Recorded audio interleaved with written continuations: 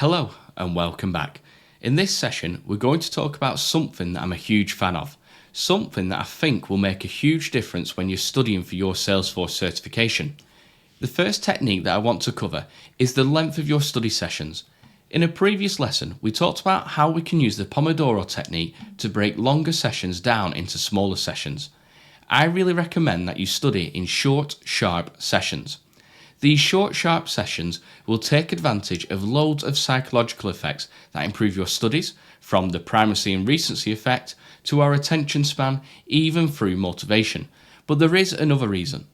It's much easier to find time for a 30-minute study session than for a 2-hour one.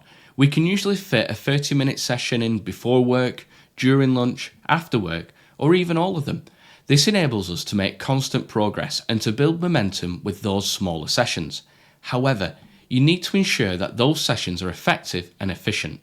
There is no point aiming to study in small sessions and finding that you're not making progress, and there are a couple of things that you can do to help this. My first tactic is to plan ahead. Make sure that you've planned your sessions in advance and you know what it is that you go to study, what you'll achieve by the end of it, and what material you will use.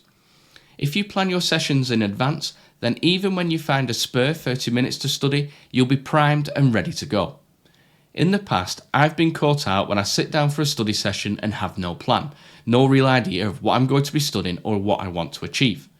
This usually results in me wasting most of my time just trying to figure out what I want to study, not the best use of my time. Next, I use a tactic called bookends. I make sure that I start and finish every single study session the same way. Before my study sessions, I have 5 minutes to put myself in the right state of mind. So I'll listen to a song or two and I'll make sure that when I sit down to study, I have my plan in front of me. I know what I will study, what resources I will use, and what my outcome is. Then the study session commences. Once I've completed the study session, I make sure that I have my notes and I've created my new resources. And then I have a little bit of a celebration that I've completed a successful study session. Now, you might think that celebrating a completed study session is weird. Well, it is, but by celebrating, I'm maintaining my state. I'm keeping a positive one and I'm linking that emotion to that knowledge that I've just learned. Not only that, by keeping myself in a positive state, I'm creating motivation for the next study session. Another technique that I've used a lot is spaced repetition. It's a learning technique that involves increasing intervals of time between reviews of previously learned material to take advantage of the psychological spacing effect. The idea is that each time you review the material, you reinforce your memory, and the longer intervals make your brain work harder to retrieve the information, which strengthens the memory further. So you would review at changing intervals to ensure that you're retaining the information and improving your ability to recall it. I start off by reviewing the material the next day. You may think that this takes a lot of time, but remember, you've created your own notes and references that you can use. This means that you can cover what you learned in a matter of minutes, and it's really effective in a way to refresh your memory and retain the information more effectively. Then I will give it 3 days and do the same again. Then 7 days later, I'll revisit the information again. And 14 days after that, I'll reread my notes and references to make sure that I've retained the information and I have the ability to recall it. There will be times when you review your notes and there are things that you're unsure of. That's completely normal. It's a good sign. It shows that you know what you know and you know what you don't know.